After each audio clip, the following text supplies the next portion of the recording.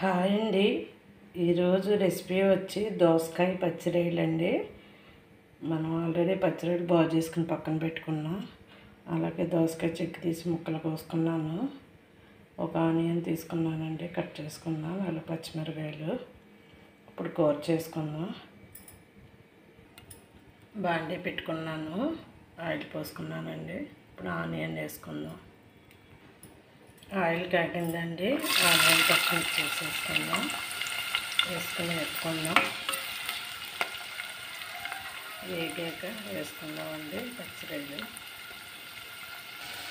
Onion వేగిపోయిందండి. ఇప్పుడు రొయ్యలు వేసుకుందాం. పచ్చిరొయ్యలు ఈ 1/2 కేజీ ఉంటాయండి, పెద్ద రొయ్యలు కదా. 1/2 కేజీ ఏమో దోసకాయ అండి, 1/2 కేజీ రొయ్యలు. బాగుంటుంది సరిమానంగా వేసుకుంటే. ఈ కూరలోకి సరిపడినంత కొద్దిగా పసుపు వేసుకుందామండి. ఒకసారి కలుపుకుందాం. ఇందులో రొయ్యలు చక్కగా మెత్తగా తినాలనిపిస్తుందండి. రొయ్య కూడా మీరు కూడా ఇలాగే చేస్తారా? కలిపేసి వండుతారా? రొయ్యలు వేగిపోయినాయండి. ఇప్పుడు దోసకాయ ముక్కలు వేసుకుందాం. దోసకాయ ముక్కలన్నీ వేసేసుకున్నాం కదండి. ఒకసారి కలుపుకుందాం. సిమ్లోనే పెట్టుకుందాం. ఇంకా టమాటా కూడా వేసుకుంటే బాగుంటుంది, కానీ నేను వేయలేదులేండి. ఇప్పుడు టమాటా ముక్కలు వేసుకుందామండి.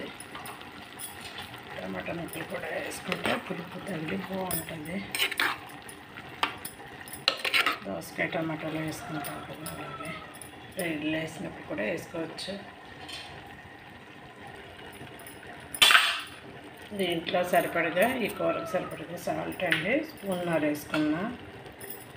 అది కూడా వేసుకుని ఒకసారి కలుపుకుని ఇప్పుడు ముక్కకి ఉప్పు పడుతుంది, బాగా రొయ్యలకి ముక్కలకి పడుతుంది.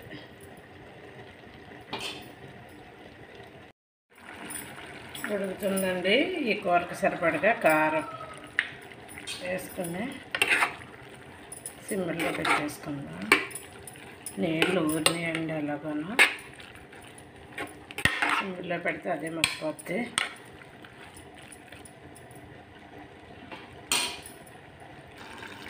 ఉడుకుతున్నాయి కదండి, గిన్నె నీళ్ళు పోసేసుకుందాం. పోసుకుంటే ముక్క ఉడకాలి కదా దోసకాయ, అప్పుడే బాగుంటుంది. అయిపోయింది. మూత పెట్టేసుకొని సిమ్మిల్లో పెట్టేసుకుందాం. చక్కగా ఉడుకుద్ది. సిమ్మిల్లో పెట్టుకుంటే 10 నిమిషాలు పడుద్ది. 10 నిమిషాలు అయ్యాక చూద్దామండి. అయిపోయిందండి దోసకాయ పచ్చిరొయ్యల కూర. సిమ్మిల్లో పెట్టుకుంటే చక్కగా మగ్గి బాగుంటుంది. కొద్దిగా మసాలా పొడి వేసుకుందామండి. ఈ సువాసన ఉంటుంది కదా.